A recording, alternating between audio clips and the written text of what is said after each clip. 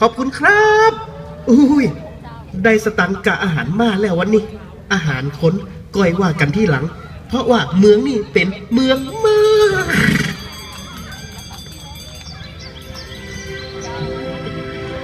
ยากจริงๆสวยงามมาก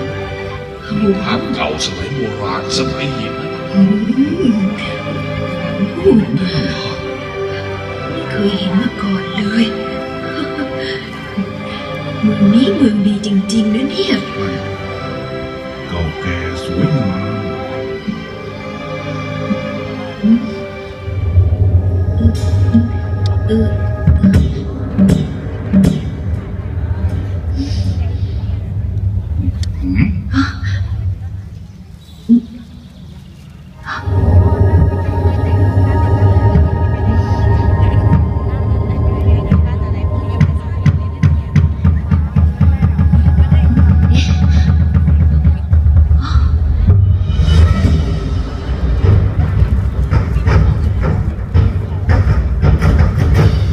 อดีตการอันไกลโพ้น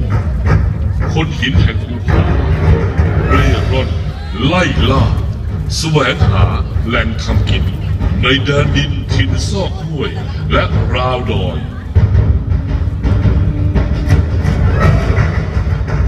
อลังการแห่งภูผาท้าทายแดดและลมฝนตรากตรำและอดทนกระเสือกกระสนใต้แสงดาวร่องรอยของคนหินชาวถ้ำจำหลักเล่าขานผ่านการเวลาเขียนภาพตำนานชีวิตบนแผ่นผาผาเลียนผาผานกยูงผาวัวผาล่าสัตว์ผาเต้นระบำผานกกางเขนผาหินตั้งเรื่องราวชีวิตที่พันผ่านนับเนิ่นนานกว่า 5,000 ปีชีวิตที่เลือนลาเลื่อนลับไม่กลับคืนทิ้งไว้ให้คนรุ่นหลังได้รู้ว่า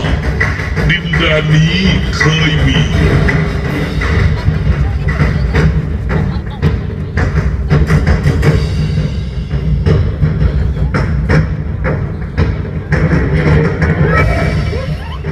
จะหนีไปไหนมาให้จับมาเดียวนี้เลยเกิดมาให้ตันก่าตุ้ยมาจะไม่วิ่งหนีก่าไอ้เจ็บจี๊ดถึงหัวใจ